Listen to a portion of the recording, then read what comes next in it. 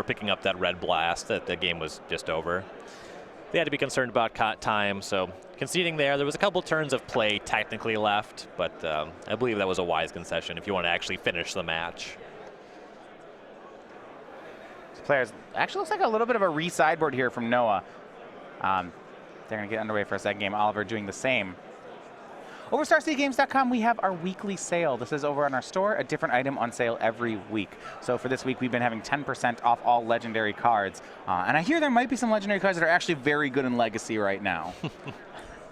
Specifically Leovold, along with just any card which is legendary. That's been on sale all week and will continue all the way through today. So head on over to the store to check out that deal. And also tomorrow morning at 11 a.m. Eastern, we'll start next week's sale. So head on over and find out the next thing we have. That's on StarCityGames.com. That Japanese Sliver Queen looks nice. Have you played the Flashback Gauntlet at all? I haven't had a chance to play that yet. Actually, of these cards, the only one I've never registered is Sliver Queen. Okay. Played Corlash in Old Standard. I got the Godzilla deck last time I played the Gauntlet, and I thought it was probably the worst deck in the Gauntlet, but actually in 3 rounds I only lost to the Mirror. I just beat one of the mono blue decks somehow, which seemed impossible on paper. So Sliver Queen, it's a 5 mana 7/7 that for 2 mana makes a sliver? Yep. Frequently featured in Sliver Commander decks, not as the commander, because Sliver Overlord can tutor for any Sliver. So you just put want that to be the deck. commander, and then you get Sliver Queen with exactly. it. Sliver Overlord, great in the Sliver Mirrors. It's not, right, it also steals Gain slivers. Control of target Sliver, yeah. Sliver Mirror is about the worst matchup in Magic that there is. It's great. You just want the... You want to draw the new slivers, the predator slivers, because they ones that only pump your own. That's so stuff. rude. I think if you're playing the Sliver Mirror, you have to house rules those to affect everyone. I mean, really, you just want to draw Sliver Overlord and be the only person that controls it. Unless there's a crystalline Sliver in play, and then it doesn't matter. And all bets are off. And it's all about the predator slivers. I always liked it in Time Spiral that Venser's Sliver was this 5 mana 3/3 with that was it. It's an artifact creature, but it was really great because its starting power toughness was bigger. It's a throwback to Metallic Sliver. Right. 1 mana, 1/1. Right, but no matter if you're playing the Slivers draft deck. Yeah, 3/3 is bigger than 1/1. My Slivers will always be bigger than yours because he starts out bigger. Whereas Metallic Sliver just fills out your mana curve. So now there's a lot of 1 mana stuff that's good. You can get First Strike Flying. Gale Rider Sliver, Plated Sliver. Yeah, Plated Sliver is a good one. Sidewinder Sliver, you can get flanking. All right. Game 3, Noah Walker back on the play here in our 4-color mirror. This is in the 8-2 bracket. We're looking at 12-3 to make top 8. So not an elimination match yet between the players, but certainly a match that would help them to win. Deathrite Shaman, the start for Noah Walker. It looks like Oliver's hand contains a lightning bolt for the Shaman if he wants it. He also just picked up Leovold for the turn. And he'll keep things even, bolting down the Deathrite Shaman. No dazes in either of these decks, so he doesn't have to worry about a tempo game out of Noah. In the way that these decks play out and the way that the clock is assembled, Daze would very well be a card that they would sideboard out anyway. Especially given the fact that they're not Wasteland decks.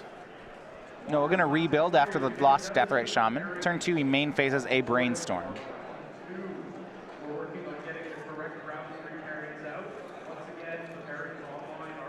And then say go Polluted Delta to reset the library. And Oliver picks up Jace the Mind Sculptor. So he's got his 3 and 4 mana Haymakers. See when he pulls the trigger on actually trying to resolve one. Mm-hmm. And post sideboard with all the red blasts, it's a little bit harder to actually get these things on the table. Likely a good amount of attrition in between actually resolving one of those spells. So I guess in the post-board games, Red Blast certainly seems like a powerful card here. I'm not entirely sure how they'll defend against it. As you know, they don't have Blue Blast. They don't have many cards that can counter a Red Blast. Yeah, you just kind of get blasted, you know. There's Fluster Storm as a way to fight over it.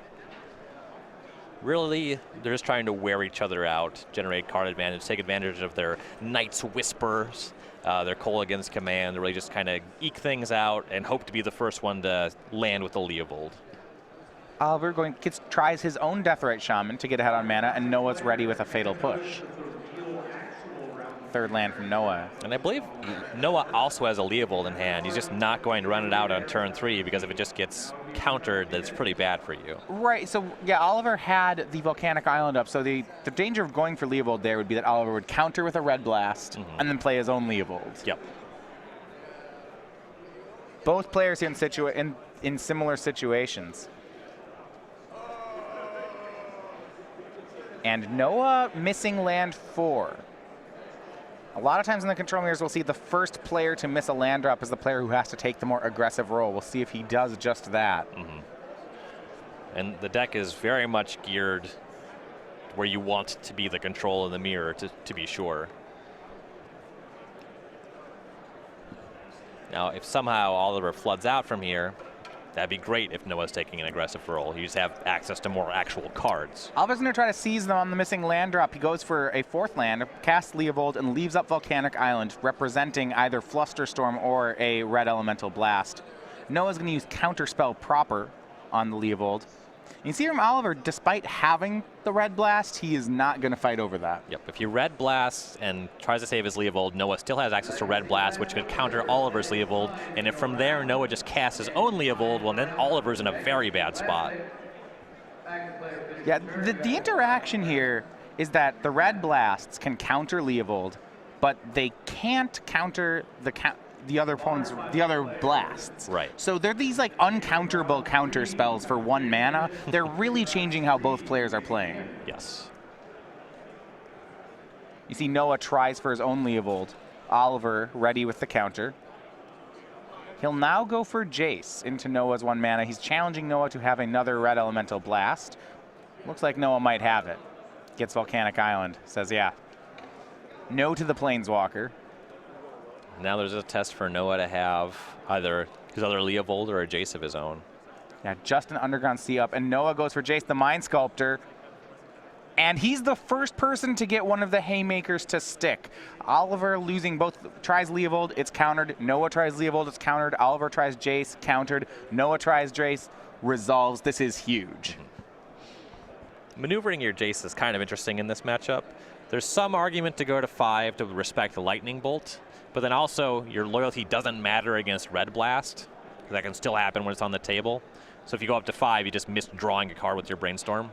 Ponder from Oliver. He's hoping to hit a Red Elemental Blast or a Snapcaster Mage, needing to get the Jace off the table this turn. And one thing I'm noticing about how both players are playing this matchup is, okay, so these Red Blasts, these Power Blasts, are great in the matchup. However, the players don't actually have that many of them. Rather than trying to set up really favorable counter Magic Wars, it seems like both players just decide the best strategy is to jam. You know, try their Leovold, try their Jace, force their opponents to have the card. And in this situation, Noah had it when Oliver didn't. I've heard a lot of times, in Miracle Mirrors, players treat Monastery Mentor the same way. You just run it out, and now Noah's going to press the advantage. And they waited a little bit of time, right? Yeah, he waited to have +1 mana. Yeah, you wait until you can at least fight over your opponent's thing. But at that point, you force them to have it. If they have it, that sucks. If they don't, you likely are in a very good position, at least for the immediate couple of turns. Noah's going to Thought Seize on Oliver 2, sees Fatal Push land and Toxic Deluge. And Noah perceives himself to be far enough ahead here that he, instead of brainstorming, he +2s the Jace. Looking at the top card of Oliver's deck, he will move it to the bottom.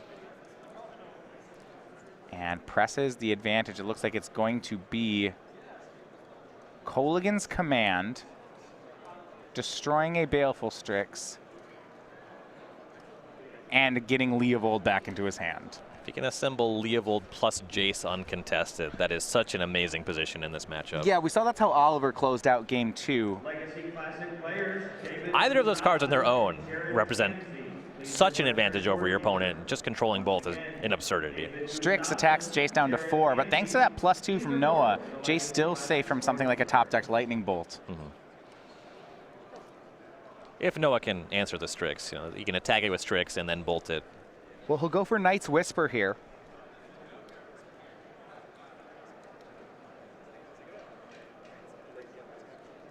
Jace brainstorming as well.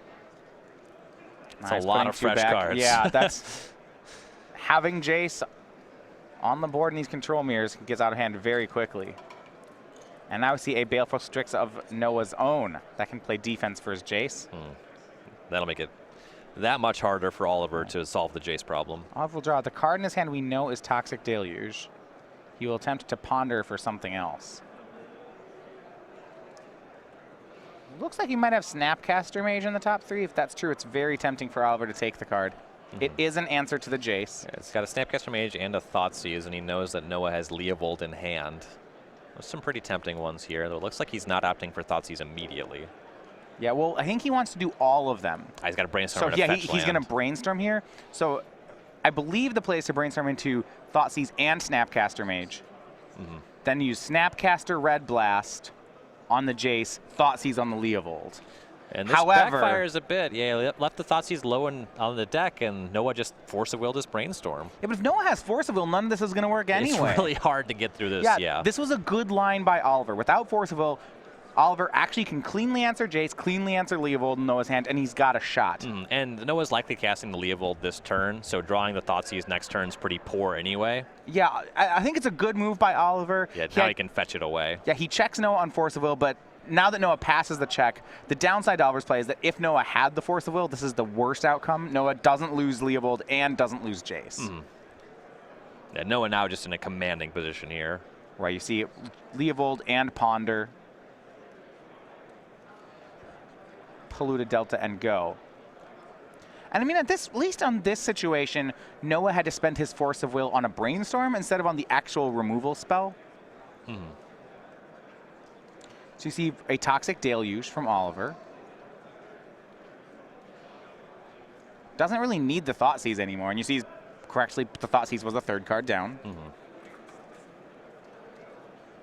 So that sweeps away the board. And now here's the big moment. Did Noah keep away to counter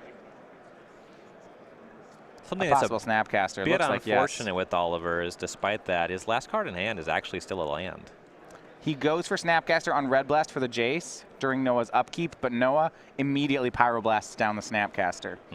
And so while Oliver answered the Leovold, he answered most of the board, he still has not found a way to answer Jace. And that may be that's the one he needed to answer the most. Yeah, but Noah has Jace in play, several good cards in his hand. Oliver just has a land in hand. His top card is Thoughtseize. Likely wants to fetch that away with the Scalding Tar, and he's just taking a random card off the top. Deathrite Shaman for Noah. Looks like he has another Kolaghan's Command in his hands that will rebuy the Leovold, start the chain up again. And that Brainstorm into Force of Will turn may have really been the last window for Oliver to get this game. He's going to fetch. His top card is Thoughtseize. So didn't want to draw that. Instead, he'll draw a Ponder. Deathrite Shaman, a fetch land, and a Snapcaster Mage. This is certainly going to be a keep. The Snapcaster is good. There is still a Pyroblast in Noah's yard. Sort of the problem with this, as much as he wants the Snapcaster Mage, he is committed to drawing that fetch land in 2 turns. So he can use this to potentially solve the Jace problem, but he's not mounting enough stuff on his own end. Here is Snapcaster Mage from Oliver 2. Will this one resolve? It is another way to remove Jace. Looks like the answer is no. And the thing about Oliver's position is, as much as he would like to ask more for his Ponder, he really can't. You can't shuffle that and hope that you randomly draw a Snapcaster Mage and then just have 2 live cards under it. Noah's going to cast Brainstorm with Snapcaster on the stack. He doesn't have the answer just yet, but did he find it? He did. Snapcaster Mage, and Oliver knows there's another Pyroblast in Noah's yard, and that's going to do it. So in 3, Noah Walker on 4-color control wins the 75-card mirror. He's going to improve to 9-2.